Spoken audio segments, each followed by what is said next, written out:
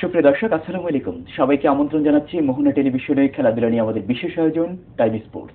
পুরো অনুষ্ঠান জুড়ে আপনাদের সাথে আছি আমি সাইফুল ইসলাম নয়ন। আমরা খেলাধুলার গবেষণা, উন্নয়ন, পরিকল্পনা ও বাস্তবায়নে কথা বলে থাকি corporate social responsibility, tourism and sports নিয়ে। তারই ধারাবাহিকতায় আমরা যে আলোচনা করব বাংলাদেশের সম্প্রতি অনুষ্ঠিত টি-20 বিশ্বকাপের বিভিন্ন বিষয় নিয়ে। আর এই চমকপ্রদ আলোচনা আমন্ত্রণ জানিয়েছি বাংলাদেশের ক্রিকেট অঙ্গনের অত্যন্ত দুজন প্রিয় মানুষকে। আমার সাথে আছেন মেহরাব হোসেন জুনিয়র, জাতীয় ক্রিকেটার, এবং আছেন দীপু রায় চৌধুরী, ফর্মাল ন্যাশনাল ক্রিকেটার এবং senior coach Bangladesh cricket board BCB. আপনার দুজন কেমন আছেন? আমি প্রথমে যাব মেহরাব হোসেন জুনিয়র কাছে। জুনিয়র, সামনে যে আমাদের 25শে মার্চ যেই প্রথম ওয়েস্ট ইন্ডিজের সাথে ম্যাচ দিয়ে কিন্তু তাদের কিন্তু প্রথম টি-20 ওয়ার্ল্ড কাপের মূল পর্ব শুরু করতে যাচ্ছে আর কি। তো কি ভাবছেন কেমন হবে? আমি তো খুবই আশাবাদী। নিজেদের দেশে খেলবো এবং হোম অ্যাডভান্টেজ অবশ্যই থাকবে, এক্সপেকটেশন থাকবে, কিছুটা প্রেশারও থাকবে। আর ওয়েস্ট ইন্ডিজ আমাদের স্টার্টটা খুব ইম্পর্টেন্ট, ফার্স্ট ম্যাচ যেহেতু। তো আমি তো খুব আশাবাদী যে আশা করি বাংলাদেশ খুব ভালো খেলবে। কিন্তু আমরা দেখেছি আপনার যে হংকং এর সাথে কিন্তু আমাদের অনেক ভুল ছিল আর কি, যেটার কারণে আমাদের এত সুন্দর একটা ম্যাচ কিন্তু আমাদের কিন্তু হারতে হয়েছে। কিন্তু সেই ভুলগুলো শুধরে কি আমরা ওয়েস্ট ইন্ডিজের সাথে আসলে জয়ের দ্বার প্রান্তে পৌঁছতে পারবো কিনা, বা কোন ভুলগুলো আমাদেরকে এখন স্পেসিফিকলি আমাদের পরিবর্তন করতে হবে, বা স্পেসিফিকলি আমাদের মানে সেখানে পরিবর্তন আমাদের আনতে হবে? মেইন জিনিসটা হচ্ছে আমাদের টপ অর্ডার, আমাদের স্কিলফুল প্লেয়ার যথেষ্ট আছে, সেটা জাস্ট আমাদেরকে অ্যাপ্লাই করতে হবে মাঠে। এবং একটু আপনাকে 2020 cricket it's all about like আপনি এক্সিকিউট করতে পারেন রাইট টাইমে রাইট স্কিলটা। তো ইনশাআল্লাহ চেষ্টা করবে যে সবাই যদি চেষ্টা করে যে সেই রাইট টাইমে অ্যাপ্লাই করা, তো আমার মনে হয় একটা ভালো টোটাল করতে পারবো আমরা। দলে কিন্তু আমরা একটা পরিবর্তন লক্ষ্য করছি, যে যেটা রুবেল হোসেন ইনজুরি কারণ সেখানে কিন্তু জিয়াউর রহমান কিন্তু আপনার কিন্তু দলে ইন করেছে। কিন্তু এটা আসলে আপনি কিভাবে দেখছেন যে আসলে জিয়াউর রহমান কিন্তু দীর্ঘদিন তো ফর্মে আছে, কিন্তু তার আগে সে কিন্তু জিয়া তো is a very hard hitting batsman আমরা জানি, এবং সে বোলিংও ভালো করে। আর রুবেল আনফরচুনেটলি ফিটনেসের কারণে সে দল থেকে বের হয়ে গেছে। তবে Zia is a good option, কারণ অনেকেই কথা বলছিল জিয়াকে নিয়ে যে জিয়াকে ইনক্লুড করা উচিত ছিল।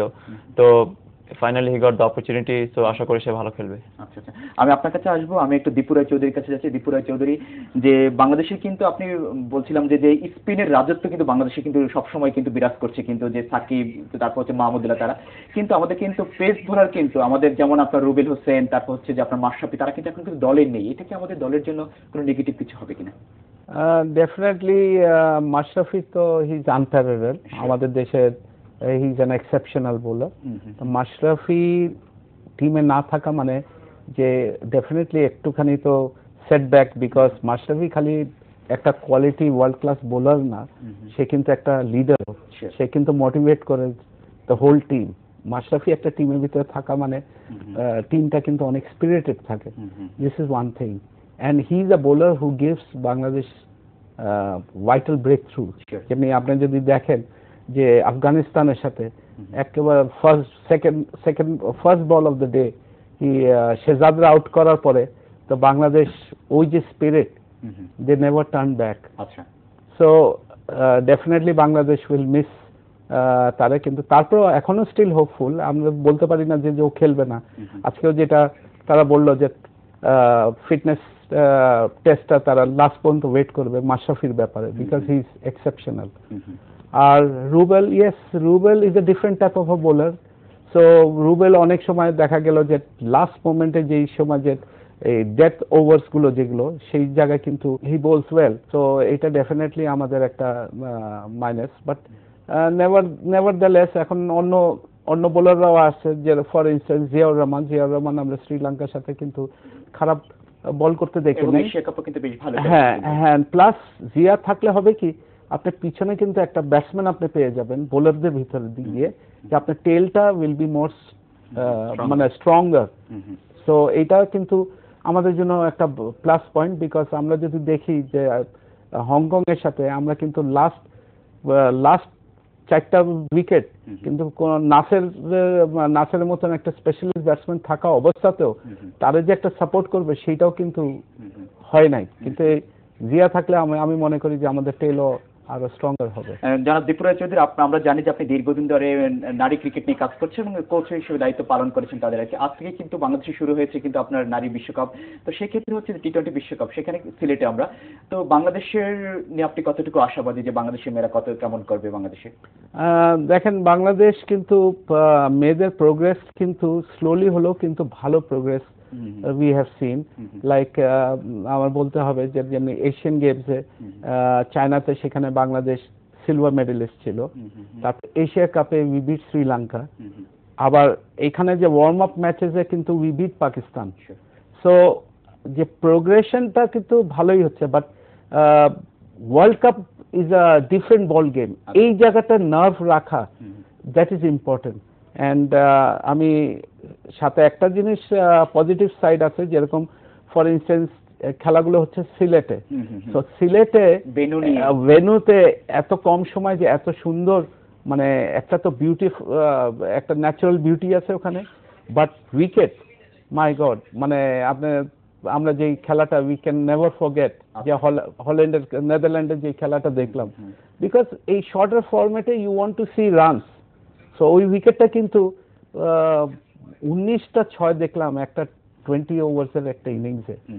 We have got now Australian coach. বাংলাদেশের ছেলেরা যেভাবে কিন্তু ইমপ্রুভ করছে, কিন্তু মেয়েরা কিন্তু আমরা কিন্তু সেভাবে ধারাবাহিকতা বা ইমপ্রুভমেন্ট কিন্তু আমরা লক্ষ্য করিনি। কেন? আপনি দীর্ঘদিন ধরে কিন্তু এই দলের সাথে আছেন, আপনি কি মনে করছেন এটা? দেখেন, ছেলেদের কিন্তু একটা ফরম্যাট কিন্তু অনেক আগের থেকে, এজ গ্রুপ আছে, তারপরে এ দল আছে, একাডেমি টিম আছে, তারপরে ন্যাশনাল টিম। কিন্তু মেয়েদের কিন্তু এই একটাই ন্যাশনাল টিম, ওদের অনেক লিমিটেশনস, আমাদের স্ট্রাকচারাল, আমাদের অনেক চেঞ্জ করতে হবে। ফর ইনস্টেন্স আমাদের কিন্তু ন্যাশনাল টিমের সাথে কিন্তু একটা এ দলও নাই। তো এখন কিন্তু ক্রিকেট বোর্ডের সময় আসছে যেখানে একটা জাতীয় দলের সাথে কিন্তু একটা এ দল রাউন্ড দ্য ইয়ার প্র্যাকটিস করার মতন একটা সুযোগ করে দেওয়া উচিত। আমি প্র্যাকটিস সম্পর্কে আরো শুনবো। আমি একটু মেহরাব কাছে যাচ্ছি। মেহরাব, আপনি আমরা যেটা দেখেছি যে হংকং এর সাথে শেষ ম্যাচে কিন্তু আমরা কিন্তু আমাদের ব্যাটিং লাইন কিন্তু আমরা কিন্তু অনেক দুর্বল ছিল। ব্যাটিং দুর্বল বলবো না, আমাদের যথেষ্ট কেপেবল ব্যাটসম্যান আছে, জাস্ট ওই দিনে আমরা পারফর্ম করতে পারিনি। এবং প্রবলেমটা হয়েছিল যে কোলাপসটা সবাই একসাথে করেছিল। ওর মধ্যে ধরেন 2020 ক্রিকেটে কিন্তু আপনার 11 জনকেই খেলতে হয় না, ব্যাটসম্যান আপনার 2 থেকে 3 জন খেললে ইটস এনাফ। কিন্তু আমরা কিন্তু সেদিন যখন দরকার ছিল যে আমাদের যে মানে ব্যাটসম্যানরা সেখানে প্রোভাইড করার জন্য, কিন্তু তখন কিন্তু তারা কিন্তু ব্যর্থ। কিন্তু জি, যেটা বললেন স্যার, যেটা বলেন যে নাসিরের সাথে ওই সময়টা আমরা কিন্তু 20 ওভার ক্রিকেটের 20 ওভারও ওই দিন খেলতে পারিনি। সো এটা কিন্তু হংকং এর সাথে কিন্তু আপনার আমাদের যে বোলিং অ্যাটাক, আপনার 160-150 করার প্রয়োজন নাই, 130-140 ওয়াজ গুড এনাফ। কিন্তু সেখানে আমাদের রানটা অবশ্যই কম হয়েছিল, এবং এটার একটা কারণ যে আমরা ফুল ওভার ব্যাট করতে পারিনি। প্লাস আমাদের টেল যেটা বললো যে স্যার, যে নাসিরকে যদি একটু সাপোর্ট দিত হয়তো আরো 10টা-20টা রান বেশি হতে পারতো, এবং সেটা হয়তো খেলাটা চেঞ্জ করে দিতে পারতো। কিন্তু আমাদের বোলিং অ্যাটাক যথেষ্ট strong bowling attack, specially Hong Kong এগেনস্টে, তো রানটা খুব অনেকটাই কম হয়ে গেছিল বলে মনে হয় ম্যাচটা আমরা হাতছাড়া করেছি। চেষ্টা করবো যে সামনে এই ভুলগুলো করবে না, এবং আমার মনে হয় ওই ম্যাচটাতে বেশি ড্র্যাগ না করে আমাদের নেক্সট ম্যাচে ফোকাস করা উচিত। ওয়েস্ট ইন্ডিজ কিন্তু একই সাথে কিন্তু গত বছর বিশ্ব চ্যাম্পিয়ন কিন্তু এখন কিন্তু, তো সেক্ষেত্রে হচ্ছে যে ওয়েস্ট ইন্ডিজের সাথে আমরা কতটুকু আমরা আমাদের নিজেদেরকে উদ্ধার করে দিতে পারবো বলে আপনি মনে করছেন? আমি তো খুবই আশাবাদী, যেটা বললাম যে আমাদের যে স্কিল আছে এবং যে প্লেয়াররা আছে তারা যদি তাদের বেস্ট ক্রিকেটটা নিয়ে মাঠে নামে, ওয়েস্ট ইন্ডিজ কেন যে কোনো টিমকে বিট করতে পারবে ইনশাল্লাহ। আর আমাদের স্ট্রেংথ যেটা বললাম যে আমাদের স্পিন ইজ আওয়ার স্ট্রেংথ, আমাদের বোলিং স্ট্রেংথ হচ্ছে স্পিন। এবং ওয়েস্ট ইন্ডিজের কিছু কি প্লেয়ার আছে, জানেন যে ক্রিস গেইল, মার্লন স্যামুয়েলস, তারা 2020-র জন্য লাইক স্পেশালাইজ। সো আমাদের চেষ্টা করতে হবে যে তাদেরকে যেন ড্যামেজটা যেন তারা করতে না পারে। অবশ্যই আমরা আশাবাদী। জনাব দীপুরা, যেটা বলছিলাম যে বাংলাদেশের যে ইনফ্রাস্ট্রাকচার কিছু সমস্যা আছে মেয়েদের, যে সেই বিষয়গুলো আপনি কোন কোন বিষয়গুলো স্পেসিফিক্যালি দেখছেন যে এই বিষয়গুলোতে ইমপ্রুভ করা দরকার? ওয়েল, বাংলাদেশ কিন্তু আমরা সবসময় দেখছি দ্যাট বাংলাদেশ মেয়েদের টিমেও তাদের বোলিং ইজ ভালো।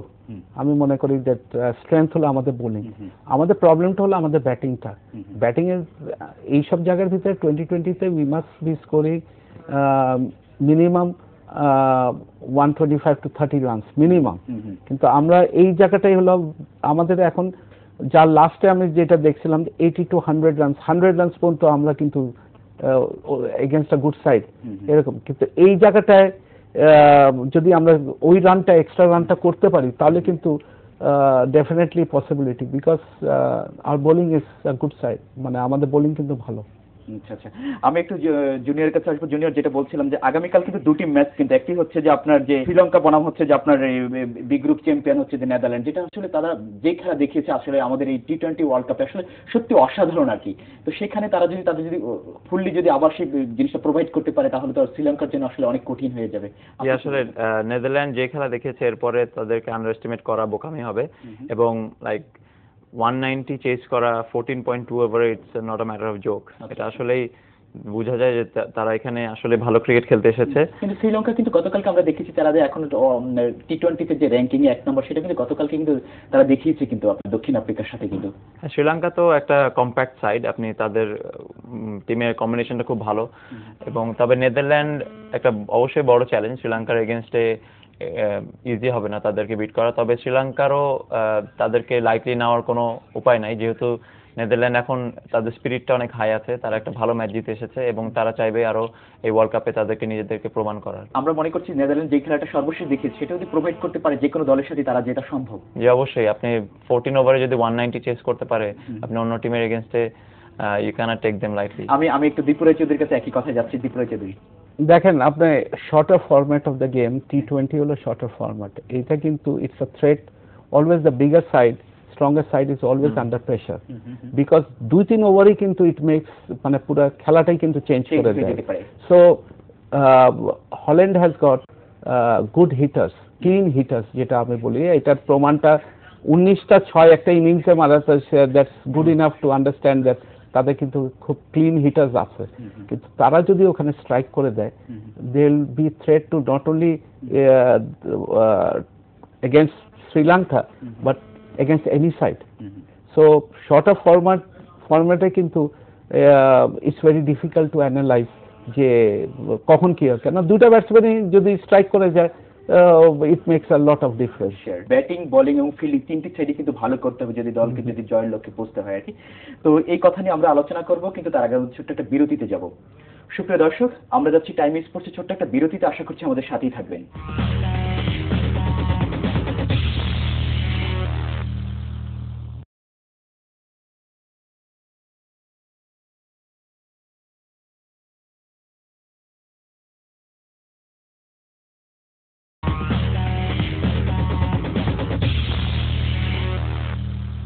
আমন্ত্রণ জানাচ্ছি টাইম স্পোর্টসের সাথে আছেন অত্যন্ত দুজন প্রিয় মানুষ, দীপু রায় চৌধুরী এবং এনামুল হক জুনিয়র। দীপু রায় চৌধুরী, যেটা বলছিলাম যে বাংলাদেশের যে ফরম্যাটে চেঞ্জ করতে হবে আর কি। অ্যাকচুয়ালি যেটা বলতে চাচ্ছি যে এখানে আমাদের pace bowler Rubel goat injured, so but তাও সেটার কিন্তু একটা হয়তো বা রিপ্লেসমেন্ট আছে, কিন্তু আমাদের যদি এই সময় যদি একটা স্পিনার ইনজুর্ড হয়ে যেত তাহলে কিন্তু আমাদের জন্য খুব কঠিন হয়ে যেত। সো এই জায়গাটা, এন্ড প্লাস পয়েন্ট হলো যে Sohag Gazi will be coming back. So and Chris Gayle, আমরা যেটা দেখলাম যে ক্রিস গেলের কিন্তু ম্যাক্সিমাম কিন্তু Sohag Gazi has always got him out. So এটা একটা মোরাল একটা বুস্ট আপ। সো আমি আশাবাদী Bangladesh will definitely do well. আমি আরেকটি বিষয়, আমি এনামুল হক জুনিয়রের কাছে আসবো। জুনিয়র, আমরা গতকালকে দেখেছি যে ইংল্যান্ড এবং নিউজিল্যান্ডের মধ্যে ম্যাচটি, সেটা কিন্তু আপনার যে বৃষ্টি বিঘ্নিত কারণে কিন্তু ইংল্যান্ড কিন্তু সেখানে হেরেছে, নিউজিল্যান্ড জয়লাভ করেছে। তো এটা বৃষ্টি কতটুকু বাধা হয়ে দাঁড়াবে আমাদের জন্য? ইংল্যান্ড ওয়াজ আনলাকি ইয়েস্টারডে, যে আসলে ওখানে কিছু করার নাই, যেখানে বৃষ্টি হলে তো এটা আপনার কন্ট্রোলে না। তো আমি ওখানকার ওয়েদার ফোরকাস্ট সম্বন্ধে খুব একটা আইডিয়া নেই, তবে এটা এই সময় বৃষ্টি হওয়াটা মানে খুব আনএক্সপেক্টেড। তো আশা করি এরকম 2020 ক্রিকেট আসলে বৃষ্টি হলে একটু ডিফিকাল্ট, আপনার সবাই চায় যে খেলা দেখবে মাঠে, এবং যদি নেচারের উপরে তো কারো হাত নাই। বাংলাদেশ যদি মানে তাদের যদি সর্বোচ্চটুকু প্রোভাইড করতে পারে তাহলে আমরা মনে করছি তারা একটা ভালো অবস্থান তৈরি করতে পারে, কিন্তু সেখানে যদি তাদের যদি বৃষ্টি কোনো বিঘ্নিত কোনো কারণ হয় তাহলে তো সেটা হচ্ছে আমাদের আনএক্সপেক্টেড আর কি। যেটাই বললাম সেটা তো আসলে তাদের কন্ট্রোলে নাই। তো আমাদের চেষ্টা করতে হবে আমাদের কন্ট্রোলে যা আছে সেটাই ভালো মতো করা, বাকিটা দেখা যাবে ইনশাআল্লাহ।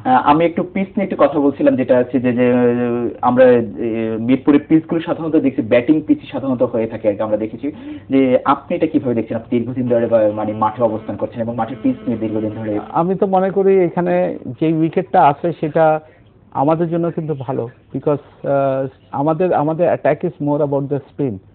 সো এখানে তো ইট সুটস আস তো এখানে ডেফিনেটলি অত তো খারাপ না, হয়তো বা টার্ন নিতেছে কিন্তু রানও হচ্ছে, বোলাররাও অ্যাডভান্টেজ আছে, ব্যাটসম্যানরাও যে মারতেছে না তা না, দে আর অলসো স্কোরিং। আচ্ছা আচ্ছা। সো এখানে কিন্তু ব্যাটসম্যানেরও আছে বোলারেরও আছে, দো 20 ফরম্যাটে it's more of a batsman's game, কিন্তু এইখানে কিন্তু দুইজনেরই সুযোগ আছে। আচ্ছা আচ্ছা আচ্ছা। তা জুনিয়র ভাই, আপনি বিষয়টিকে কিভাবে দেখছেন এটা? স্যার ঠিকই বলেছে যে আমাদের স্ট্রেংথ যেহেতু স্পিনার, আমাদের মনে হয় হোম অ্যাডভান্টেজ নেওয়া উচিত, যে উইকেটগুলো যদি একটু স্পিন ফেভার হয় তাহলে মনে হয় opposition, specially India is a very strong batting side, তো আমাদের যদি কিছু পিচ থেকে আমরা অ্যাডভান্টেজ পাই স্পিনাররা, তাহলে মনে হয় ওদেরকে যদি ধরেন একটা ম্যাসিভ টোটাল না করতে দিতে পারি তাহলে মনে হয় আমাদের জন্য সেটা একটা ভালো প্লাস পয়েন্ট। আমি একটু আপনার কাছে আসবো। দীপুরা, যেটা বলছিলাম যে বাংলাদেশের যে আপনি নারী ক্রিকেট নিয়ে দীর্ঘদিন ধরে কাজ করছেন, কিন্তু আমরা কিন্তু সেভাবে কিন্তু ছেলেদের ক্রিকেট নিয়ে যেভাবে মিডিয়াগুলো যেভাবে মানে প্রচারণা চালাচ্ছে, কিন্তু আমরা কিন্তু সেটা কিন্তু নারী ক্রিকেটে কিন্তু এবার কিন্তু লক্ষ্য করছি না। আসলে এটা আসলে কেন? অ্যাকচুয়ালি দুইটা একসাথে হওয়াতে, যে আপনি মনে করেন মিডিয়া বলেন, পেপারে বলেন, ইয়া যেখানেই বলেন, সব জায়গায় তো একটা স্লট কিন্তু একটা লিমিটেড। সো দুইটা একসাথে হওয়াতে হয়তো বা একটু কম অ্যাটেনশন, বাট আজকে যে খেলা হয়ে গেছে, আমি মনে করি যে এখন মেয়েদের ক্রিকেটটাও কিন্তু হাইলাইটেড হয়ে যাবে। জুনিয়র ভাই, আপনি তো দীর্ঘদিন ধরে ক্রিকেটের সাথে আছেন, তো আমি একটু মেয়েদের বিষয়গুলো একটু নিয়ে একটু আলোচনা করতে চাচ্ছি, যে আপনি কি ভাবছেন যে নারী ক্রিকেট বাংলাদেশে এই প্রথম বিশ্বকাপ শুরু হয়েছে, যে কেমন? অবশ্যই স্যার আমার থেকে আরো ভালো জানবে মেয়েদের বিষয়ে। আমি খুব একটা মেয়েদের ক্রিকেটটা ফলো করা হয়নি, তবে সাবকন্টিনেন্টে আমাদের সাইডটা, সাবকন্টিনেন্টের সাথে যদি কম্পেয়ার করেন আমাদের সাইডটা বলবো যথেষ্ট স্ট্রং। তবে হয়তো অন্যান্য টিম ধরেন ইংল্যান্ড, অস্ট্রেলিয়া এবং সাউথ আফ্রিকা, তাদের ফিজিক্যাল বিল্ড ইজ ডিফারেন্ট। তারা মেয়েরা ফিজিক্যালি অনেক অ্যাক্টিভ এবং তারা আউটডোর স্পোর্টস অনেক বেশি করে, এদিক থেকে তারা অবশ্যই আগায় থাকবে আমাদের মেয়েদের থেকে। তবে আশা করব যে আস্তে আস্তে তাদের আরো ইমপ্রুভ করবে এবং এসব বড় টুর্নামেন্টে খেলার কারণে তাদের এক্সপোজারও আরো তারা পাচ্ছে, এবং আশা করি যে তারা আরো ভালো করুক এবং এগিয়ে আসুক। আর দীপুরা চৌধুরী, যেটা আপনি বলছিলেন যে বাংলাদেশের 9 নম্বর পজিশনে আছে এখন ওয়ার্ল্ড র্যাঙ্কিং আছে, সেখানে হচ্ছে আমরা কিন্তু দেখেছি যে আইসিসি কিন্তু একটা ইয়ে করেছিল যে 8টা দল খেলবে, 8টা দেশ খেলবে, কিন্তু সেখানে কিন্তু এবার কিন্তু 10টা দলই কিন্তু নেওয়া হয়েছে। কিন্তু আসলে কেন, মানে কোন জিনিসটা বিবেচনা করে আপনি মনে করেন? অ্যাকচুয়ালি এটা মেন্সদের যেরকম 10টা দল দিয়ে খেলতেছে, তখন আলটিমেটলি তারা সেইভাবেই হিসাব করছে।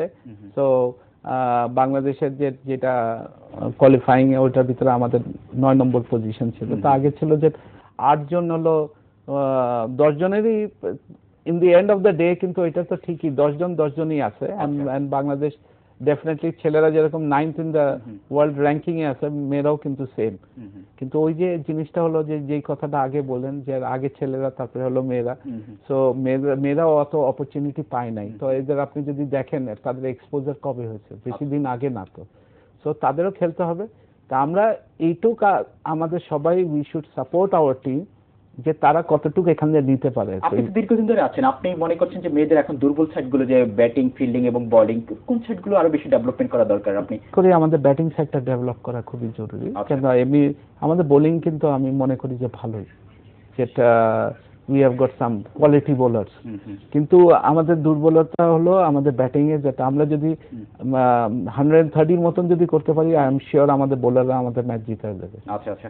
আসলে টি-20 বিশ্বকাপ, আমাদের ছেলেদের বিশ্বকাপ, মেয়েদের দুটি বিশ্বকাপ শুরু হয়েছে এবং দুটি কিন্তু বাংলাদেশ কিন্তু পারফরমেন্স করছে, এবং আমরা আশা করছি যে বাংলাদেশও সেমিফাইনাল, অন্তত ছেলেদের ইয়েতে সেমিফাইনালে যাবে, মেয়েদের গ্রুপে সেমিফাইনাল পর্যন্ত তারা পৌঁছ থাকে। এখন আপনি কোথায় দেখতে চাচ্ছেন দুটি দলকে? দেখেন, আমি অন্যদিকে দেখি। আমি দেখি যে আমাদের, যদি আপনি দেখেন যে অন্য দেশরা, তারা কিন্তু রাউন্ড দ্য ইয়ার তারা খেলতেছে। আমাদের দেশে did we play against India? Did we play against Australia ও সাউথ আফ্রিকা? আমরা কি বাইরে যে ওদের দেশে খেলতে পারছে? তারা কিন্তু round the year they are playing against each other. Bangladesh এই জায়গায় ল্যাক করে যে ডিফারেন্ট এনভায়রনমেন্টে, ডিফারেন্ট কন্ডিশনসে we are not playing much. আমরা হয়তো হোমেই খেলছি। এই জায়গাটা কিন্তু আমরা যদি রাতে যদি আমরা চিন্তা করি যে বাংলাদেশ যে একেবারে সেমিফাইনালে যাবে ইয়া ফাইনালে যাবে, দ্যাট ইজ রং। আমাদের কিন্তু we have to be realistic, and আমাদের কিন্তু তারা ভালো করুক, ভালো পারফরমেন্স করুক, এন্ড ডেফিনেটলি এখন বাংলাদেশ কিন্তু মানে চিন্তা করে জিতার জন্য। আপনি কি তাহলে মনে করছেন যে বড় বড় দলগুলোর সাথে বাংলাদেশ আরো বেশি বাইরে গিয়ে খেলতে হবে, সেই বিষয়টাকে আপনি? হ্যাঁ, আমি বলতেছি যে আমাদের যে খেলার যে যে ওদের একবার যে এই যে ফাইনাল খেলা সেমিফাইনাল খেলা এটা করতে হলে আমাদের অনেকগুলো আমাদের অপরচুনিটিস গুলো ক্রিয়েট করতে হবে।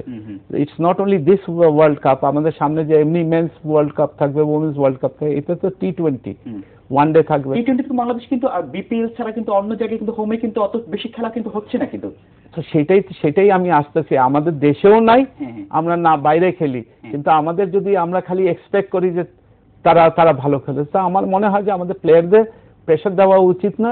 দে আর talented, they are focused, we have got a good team management, so আমরা let's back them up, আমার কথা হলো সোজা কথা, and let's hope that they play well, they play their best cricket. আচ্ছা আচ্ছা জুনিয়র। এক্স্যাক্টলি, আপনি স্যার ঠিকই বলেছে যে আমরা ওরকম টার্গেট মানে কোনো প্রেশার না দিয়ে আমরা চেষ্টা করতে হবে আমাদের ভালো ক্রিকেট খেলার। এবং উনি যেটা বললো যে আমাদের ডোমেস্টিকে আরো ক্রিকেট, স্পেশালি এই ফরম্যাটটা আমরা কিন্তু ডোমেস্টিকে খুব একটা খেলা হয় না।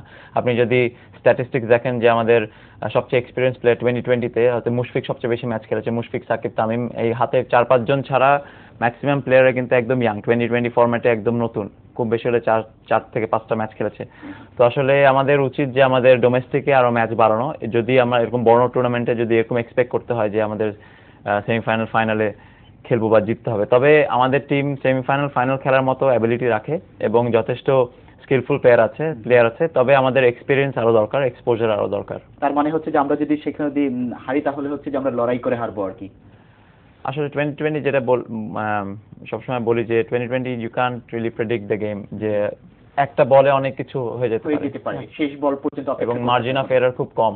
তো চেষ্টা করতে হবে আমাদেরকে, যেটা বললাম যে বেস্ট ক্রিকেট খেলার, এবং ভুল কম করতে হবে, তাহলে ইনশাআল্লাহ আমরা ম্যাচগুলো জিততে পারবো। আপনি কি মনে করছেন যে আমরা ইনশাআল্লাহ ওয়েস্ট ইন্ডিজ ম্যাচ দিয়ে আমরা সেই ওভারকাম করতে পারবো, আমাদের টাইগাররা আবার গর্জে উঠবে? অবশ্যই, আমি আশা করি যে আমাদের টাইগাররা বেস্ট ক্রিকেটটা নিয়ে আসবে মাঠে এবং জয় নিয়ে আসবে মাঠে। যারা ত্রিপুরা চৌধুরী, আপনি সর্বশেষ যদি 1 মিনিটে বলেন। হ্যাঁ, ডেফিনেটলি আমি কিন্তু আশাবাদী, বিকজ T20-তে we have beaten big sides, so এটা আর আমাদের ক্যাপ্টেন সেটা বলছে that definitely will win against the major countries. So Mehrab যে কথাটা যেটা বলছে দ্যাটস ট্রু, দ্যাট আনফরচুনেটলি সব থেকে টাফেস্ট গ্রুপ ওখানে, ওই অন্য গ্রুপে থাকলে আমরা বলতাম যে definitely we are going to play the semifinal. আমরা দেখেছি বড় দলগুলোর সাথে কিন্তু সবসময় ভালো করে, এটা কিন্তু বাংলাদেশের কিন্তু একটা হ্যাঁ আছে, they will be more focus and Bangladesh will be a different team all together, তাদের approach, focus, I tell you they will be different. আচ্ছা আচ্ছা আচ্ছা। এবং ইন্ডিয়া পাকিস্তান কিন্তু অলওয়েজ দেখবেন বাংলাদেশের সাথে আন্ডার প্রেসারে থাকে, এন্ড স্পেশালি আবার Sohag Gazi will also becoming fit to play. আমরা কিন্তু বলতে পারি না যে আমরা তাদের সাথে যে এত বড় দল তাদের সাথে কি আসলে আমরা জয় পাবো কিনা সেটা, তো বাংলাদেশ কিন্তু আমরা দেখেছি যে বড় দলগুলোর সাথে কিন্তু ভালো করে কিন্তু সব সময় কিন্তু। হ্যাঁ, আমরা ইন্ডিয়াতে হারাইছি। হ্যাঁ হ্যাঁ, প্রত্যেকটা ওয়ার্ল্ড র্যাঙ্কিং প্রত্যেকটা ভালো দলকে কিন্তু আমরা ডেফিনেটলি, সো কেন আমরা এক্সপেক্ট করব না? আসলে এতগুলো বিষয় নিয়ে কথা বলা অনেক কঠিন, তারপর বলছি যে সময় পেলে আরো একদিন T20 বিভিন্ন বিষয় নিয়ে আলোচনা করব। আমরা আশা করছি যে সামনে যে আমাদের 25শে মার্চ যেই প্রথম ওয়েস্ট ইন্ডিজের যেই খেলা, সেটা দিয়ে আসলে টাইগাররা আবার গর্জে উঠবে এবং 16 কোটি বাঙালির আসলে মন ভরে দেবে প্রথম জয়ের মাধ্যমে আর কি। অসংখ্য ধন্যবাদ আপনাদেরকে আমাদেরকে সময় দেওয়ার জন্য। আপনাকেও ধন্যবাদ। সুপ্রিয় দর্শক, আমরা আমাদের অনুষ্ঠান একেবারে শেষ প্রান্তে, তবে যাবার আগে বলছি খেলার সম্পর্কে এবং T20 বিশ্বকাপের যে কোনো তথ্য এবং মতামত আপনি আমাদেরকে জানাতে পারেন। আপনি জানান আমাদেরকে, আমরা জানাবো গোটা বিশ্ববাসীকে। খেলাধুলা করুন, টাইম স্পোর্টস অনুষ্ঠান দেখুন আর মোহনার সাথে থাকুন। এতক্ষণ আমাদের সাথে থাকার জন্য সবাইকে অসংখ্য ধন্যবাদ জানিয়ে আমি সাইফুল ইসলাম নয়ন এখানে বিদায় নিচ্ছি। আল্লাহ হাফেজ।